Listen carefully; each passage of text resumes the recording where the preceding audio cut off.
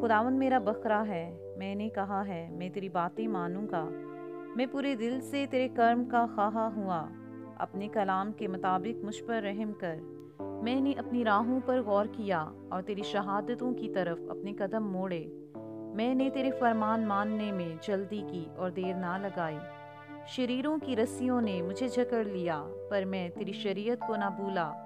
तेरी सदाकत के अहकाम के लिए मैं आधी रात को तेरा शुक्र करने को उठूंगा। मैं उन सबका साथी हूँ जो तुझसे डरते हैं और उनका जो तेरे कवानीन को मानते हैं। ए खुदावन, ज़मीन तेरी शफ़क़त से मामूर है। मुझे अपने आइन सिखा